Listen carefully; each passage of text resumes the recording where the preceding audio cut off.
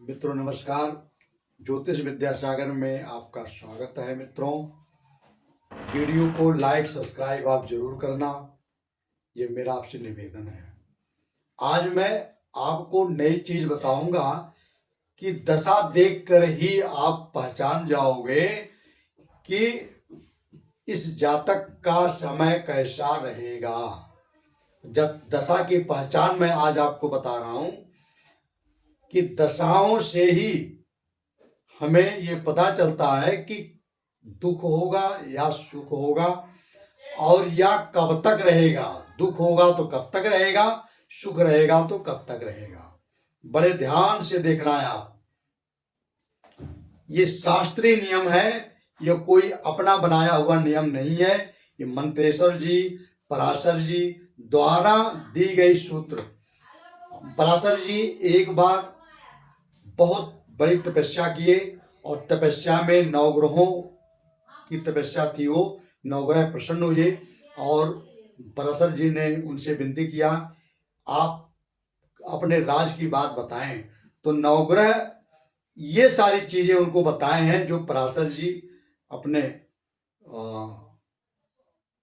शास्त्रों में लिखे हैं और हम तक पहुंचाए। उनकी बहुत बड़ी कृपा है ये। देखिए, कहते हैं कि अगर मंगल की पंचम दशा हो, मंगल और राहु की पंचम दशा, जैसे दशा जो चल रही है जन्म से होगा, ये जन्म से अगर किसी का पंचम दशा महादशा, अभी मैं अंतरदशा की बात नहीं कर रहा हूं, महादशा अगर जन्म से पंचम में राहु या मंगल की पड़ती है तो वो महादशा उस जातक के लिए बहुत ही भयानक होती है। सही सुना आपने, जन्म की दशा से जोड़िए। अगर राहु की दशा या मंगल की दशा अगर पंचम में पड़ती है, जैसे मान लीजिए किसी की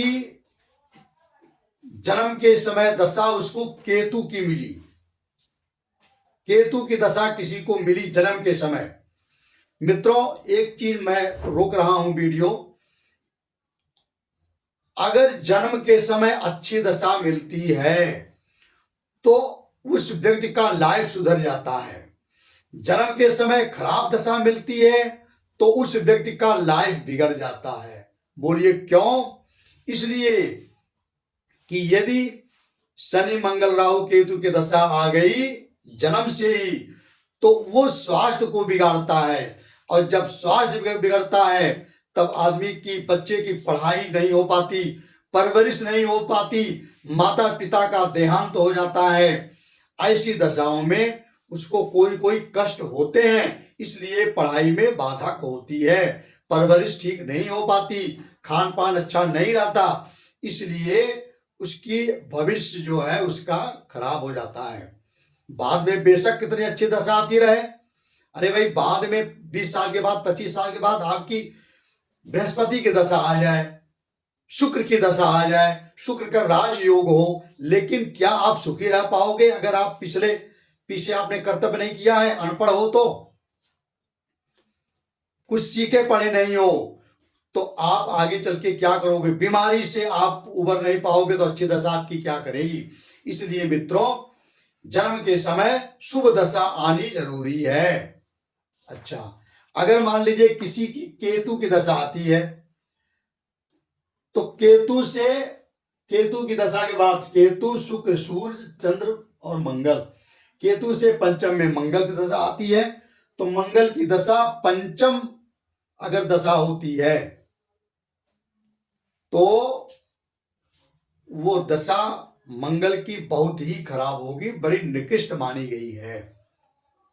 मंगल कहीं भी बैठे हो, मंगल बेशक उच्च के हो, स्वराशि के हो, कितने भी मजबूत मंगल हो, लेकिन दशा से अगर पंचम में उनकी दशा आ गई तो वो शुभता वो नहीं दे पाएंगे। इसी प्रकार से किसी की यदि शुक्र की दशा आ गई, शुक्र से पंचम में राहु की दशा होती है तो शुक्र की महादशा है तो वो तो अच्छी चीज है, शुक्र तो शुभ ग्रह है, शुरू में तो अच्छे अच्छे होंगे, पढ़ाई अच्छी होगी, धन वैभव मिलेगा। शुक्र की महादशा में आदमी सुखी घर में, बड़े घर में, संपन्न घर में उसका जन्म होता है। लेकिन पंचम दशा जब राहु की आएगी तो वो व्यक्ति उतना ही परेशान होगा जितना पहले सुखी था। इसी प्रकार से बृहस्पति की दशा छठी दशा हो गई। किसी की अगर बृहस्पति की छठी दशा आई है तो उस दशा में, बृहस्पति की महादशा में, वो व्यक्ति बहुत ही परेशान होता है। बड़ी कष्टदायक दशाएं ये होती हैं। अब जैसे मान लीजिए किसी को 1 2 3 4 5 6 किसी की शुक्र की दशा चल रही है, जन्म के समय किसी की शुक्र की दशा आई, शुक्र की दशा आई तो पंचम में तो उसके पड़ गया राहु जी, वो भी दशा खराब। राहु के बाद तुरंत बृहस्पति की दशा आती है, बृहस्पति की दशा भी उसकी बहुत ही खराब निकलेगी मित्रों। बृहस्पति चाहे कितने भी अच्छे योग में हों, बृहस्पति संबंधी पेट से संबंधित रोग होते हैं, धन से संबंधित विकार आते हैं, कर्ज बढ़ता है, धन लाश हो जाता है, चोरियां होती हैं, बच्चे संतान के प्रति प्रॉब्लम होती है। अगर शुक्र की दशा चल रही है, जन्म के समय मिली, तो उसकी पंचम में राहु की दशा आती है। राहु की दशा उसके लिए बेहद खराब होगी। और राहु की दशा ज्यों निकलेगी, बृहस्पति की दशा आएगी, छठवीं दशा, और बृहस्पति की तो और भी खराब होगी। मित्रों, ये शास्त्रीय नियम है। ये किसी इन स्थितियों में बृहस्पति चाहे कितने भी अच्छी जगह पे हों, राहु चाहे आपके योग कारक हों, तो ये घटना घटनी है। अब मान लीजिए शनि की उसी प्रकार से इसी सूत्र के अंतर्गत शनि की चौथी दशा, जन्म राशि में यदि भगवान न करे किसी की चौथी दशा शनि की आ जाए, जैसे मान लीजिए किसी का जन्म मंगल की दशा में हुआ है, किसी का जन्म मंगल की महादशा में हुआ है, तो मंगल की महादशा से चौथी महादशा शनि की पड़ेगी। और शनि की पड़ेगी तो वो दशा उसके लिए मरण के समान होगी। बड़ी ही क्लिष्टकारी दशा होती है वो, बहुत ही कष्टकारी दशा होती है वो। शनि चाहे आपके स्वराशि के हों, चाहे मूल त्रिकोण राशि के हों, कितने भी अच्छे हों, लेकिन एक छोटा सा सूत्र है, आप गांठ बांध लीजिए। अगर जन्म दशा से शनि की दशा चौथी आई तो उस महादशा में आपको बहुत कष्ट होंगे। और एक चीज के ग्रहों की और भी दशा बहुत ही कष्ट होती है। किसकी? जैसे मान लीजिए कोई भी ग्रह अपने अंतिम अंशों पे हो, प्रत्येक ग्रह प्रत्येक राशि में एक अंश से शुरू होता है, 30 अंश तक जाता है। एक अंश से शुरू करके 30 अंश तक जाता है एक राशि में, फिर वो दूसरी राशि में जाता है, फिर वही एक अंश से शुरू होता है।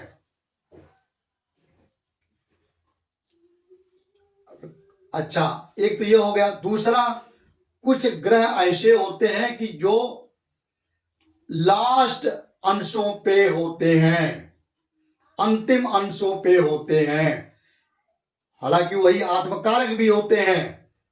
जामनी पद्धति में सबसे ऊंचा, सबसे अधिक अंशों पे रहने वाले को ही हम आत्मकारक मानते हैं।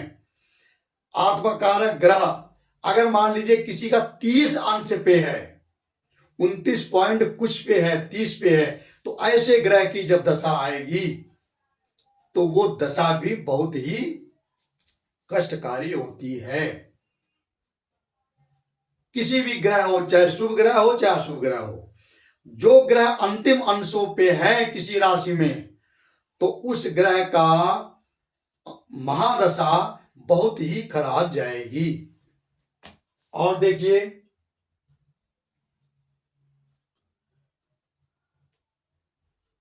शुक्र की इसमें एक विवाद है, इसमें एक अपवाद है। आदमी उस समय बहुत बलवान हो जाता है, बहुत धनाढ्य हो जाता है, बहुत पैसे वाला हो जाता है, बहुत ही राजा के समान जिंदगी जीता है वो। नौकर चाकर, गाड़ी घोड़े बंगले, आपने देखा होगा कुछ लोगों की जिंदगी में बहुत। क्यों? एक शर्त अगर उस आपकी कुंडली में मिल जाती है तो। शर्त कौन सी है? शुक्र मीन राशि में हो, या तुला राशि में हो, या वृषभ राशि में हो। शुक्र मीन राशि में, तुला राशि में, या वृषभ राशि में। वृषभ और तुला राशि उसकी स्वगृही राशि हो गई, मीन राशि उसकी उच्च राशि हो गई। इन तीनों राशियों में शुक्र हो और कहां बैठा हो? 10, 11 या 12 में बैठा हो, भाव में 10वें घर में बैठा हो, 11वें घर में बैठा हो, या 12वें घर में बैठा हो, और वो शुक्र मीन राशि का, सप्तम तुला राशि का या वृषभ राशि का होकर बैठा हो, तो जब शुक्र की दशा आती है, शुक्र की दशा जवानी में भी आ सकती है, बचपन में भी आ सकती है, और बुढ़ापे में भी आ सकती है। ऐसे लोगों की शुक्र की दशा जब आती है तो व्यक्ति बहुत धनाढ्य हो जाता है, पूरा सारी सुख सुविधाओं से वो परिपूर्ण हो जाता है। और कोई भी शुभ ग्रह अगर अपने शत्रु राशि में है, अपने नीच राशि में है, या 6, 8, 12 में बैठा है, कोई भी शुभ ग्रह अपने शत्रु राशि में हो, या नीच राशि में हो, या अस्त हो, या 6, 8, 12 में बैठा हो, तो ऐसी ग्रहों की महादशा जब आएगी तो वो भी बहुत ही कष्टकारी होगी, शत्रुता बढ़ा देती है, हर आदमी परेशान हो जाता है ऐसी दशा में। और अशुभ ग्रह की महादशा, ऐसा अशुभ ग्रह, जैसे अशुभ ग्रह जो नैसर्गिक अशुभ ग्रह होते हैं, जैसे सूर्य, मंगल, केतु, बुध तो पाप भी है और शुभ भी अशुभ भी है, शनि, राहु, मंगल। सूर्य को भी हम अशुभ ग्रह नहीं मानते, सूर्य राजा होते हैं, सूर्य केवल कड़े सिद्धांत वाले होते हैं, सूर्य अशुभ नहीं होते हैं। हाँ, अशुभ राशि में अशुभ ग्रह के साथ अशुभ नीच राशि में न हो, 6, 8, 12 में न बैठे हो, तो सूर्य कभी भी आपको खराब फल नहीं देते अगर आपकी आदतें अच्छी हैं तो।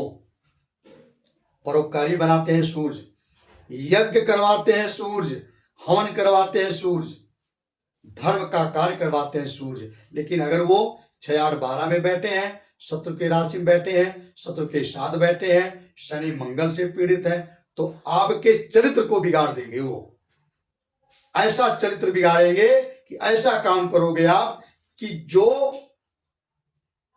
कोई भी व्यक्ति नहीं किया होगा, इतना घृणित वर्क ये कराते हैं, ऐसा चरित्र बिगाड़ देते हैं ये।